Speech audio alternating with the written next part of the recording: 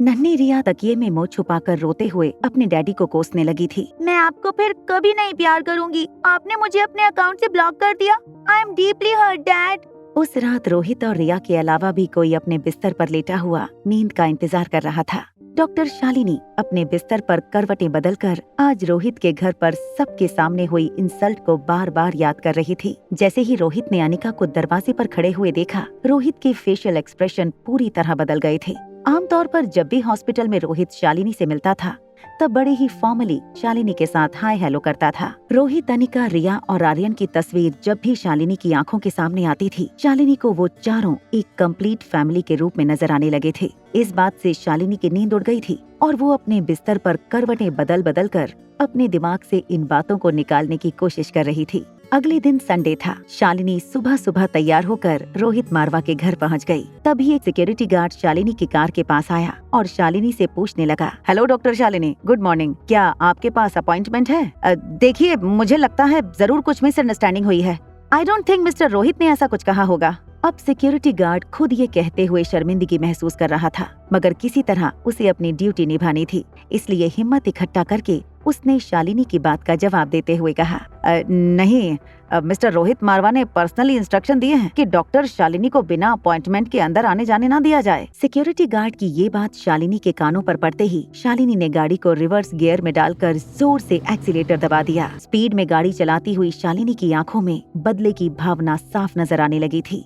बार बार हो रही शालिनी की इंसल्ट शालिनी के बर्दाश्त से बाहर होने लगी थी और इन सब के पीछे सिर्फ एक नाम था, अनिका। न जाने उसने रोहित और आर्यन पर क्या जादू कर दिया था कि आज ना तो रोहित और ना ही आर्यन शालिनी का नाम सुनने तक को तैयार थे। मल्होत्रा हाउस। डाइनिंग टेबल पर बैठी अनिका ने जब तक अपना नाश्ता पूरा किया, अंजलि मामी और रिया मेन डोर से अंदर आए। मगर अनिका ये देखकर हैरान हो गई कि रिया और अंजलि मामी के पीछे पीछे शीला मासी भी आ रही थी। काफी दिनों से अनिका शीला मासी से नहीं मिली थी, मगर शीला मासी को देखकर अनिका को इस बात का अंदाजा आ गया था कि शीला मासी हमेशा की तरह बहुत एग्रेसिव मूड में थी। जैसे ही रिया अनिका के पास आकर डाइनिंग टेबल पर बैठ गई, शीला मासी ने अंजलि मामी का हाथ पकड़कर धीमी आवाज में अंजलि मामी से पूछा, ये तुम लोग क्या कर रहे हो? मैंने सुना है कि तुमने मेहरा की रियल एस्टेट में इन्वेस्ट करने का मौका अपने हाथों से गंवा दिया। जैसे ही शीला मासी ने ये बात अंजलि मामी से कही, किशन मामा जो अभी अभी अपनी वॉक पूरी करके घर में लौटे थे, उन्होंने शीला मासी से पूछा,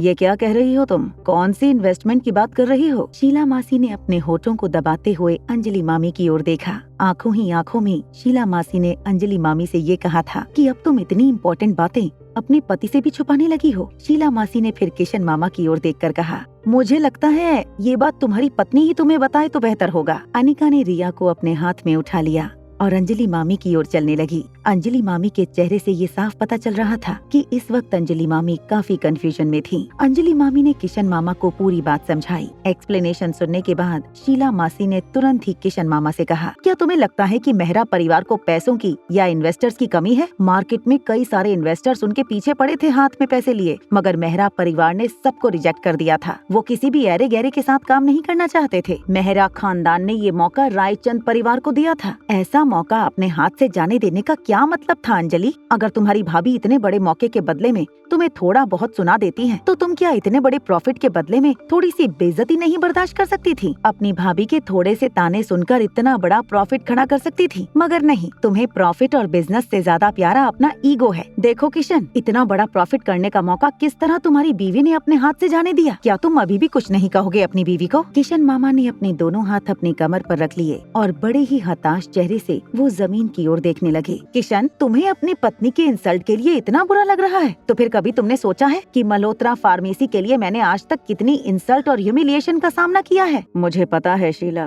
तुम किन हालातों से गुजरी हो। किशन मामा के मुंह से अपने लिए सहानुभूति सुनकर शीला मासी ने अपने गुस्से पर काबू किया और कहा, मैं परिवार के लिए अपनी इंसल्ट बर्दाश्त करने को तैयार हूँ। किशन, तुम्हें याद है ना, एक जमाने में मल्होत्रा खानदान की क्या आन बान और शान हुआ करती थी? तब तुम बहुत छोटे थे। दिल्ली के मशहूर और गुलेरिया परिवार और मारवा परिवार भी बड़ी इज्जत से हमारा नाम लिया करते थे, मगर आज देखो हमारी हालत। एक लंबी सांस छोड़ते हुए शीला मासी ने अपनी बात पूरी करते हुए कहा, आज तो हमें मेडिकल कॉन्फ्रेंस में इनवाइट करने से पहले भी 100 बार सोचा जाता है, मगर ऐसा क्यों? इन सब के पीछे सिर्फ एक ही वजह है, आज हमारे पास वो पैसा और वो पावर नहीं रहा है जो हुआ करता था। और ऐसे हालात में जब हमारे सामने इतनी बड़ी अपॉर्चुनिटी रखी गई थी पैसा कमाने की, तो हम उसे जाने कैसे दे सकते थे? शीला मासी को यकीन नहीं हो रहा था कि उसका भाई इतनी बड़ी डील को किस तरह ठुकरा सकता था। तभी कुछ सोच रही शीला मासी की नजर डाइनिंग टेबल के पास खड़ी अनिका पर पड़ी। अनिका की ओर देखते हुए शीला मासी ने पूछा, तुम्हें भी फर्क नहीं पड़ता क्या? तुम्हें भी परिवार की शानो शौकत से कोई लेना देना नहीं है? मेरे ख्याल से तुम्हारा जवाब इन दोनों के जवाब से कुछ अलग होगा। मैं जानती हूँ जो लड़की अपने मामी की उम्र की औरत पर हाथ उठा सकती है उसके तो विचार काफी अलग होंगे। जो लड़की प्रॉफिट और पैसे कमाने के लिए बड़े बड़े दावे कर सकती है वो लड़की जरूर इन दोनों से कुछ अलग ही सोचती होगी। शीला मासी की बातों का जवाब देते हुए अनिका ने कहा, जो लोग दूसरों की कही और सुनी बातों पर विश्वास करते हैं ऐसे लोगों के बारे में मैं नहीं सोचती। जो लोग दूसरों की बातों के प्रभाव में आकर अपनी जिंदगी के फैसले लेते हैं उनसे रिश्ता जोड़ना तो बहुत दूर की बात है। मैं उनकी तरफ दोस्ती का हाथ भी नहीं बढ़ाती। अंजलि मामी को भी अनिका की इस बात में सच्चाई नजर आई। धीमी आवाज में अंजलि मामी ने शीला मासी से कहा,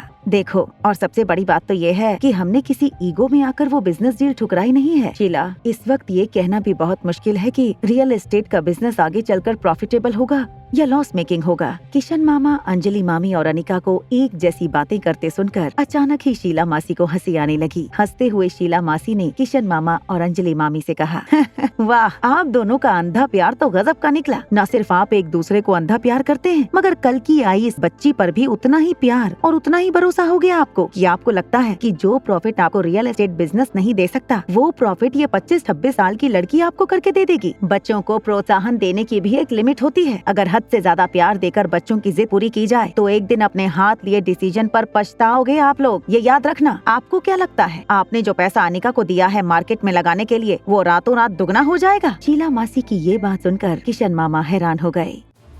आगे की कहानी जानने के लिए देखें अगला एपिसोड सिर्फ पॉकेट FM के YouTube चैनल पर। और एक लड़की को देखा तो के सारे एपिसोड को सुनने के लिए डिस्क्रिप्शन में दी गई लिंक से डाउनलोड करें पॉकेट FM ऐप।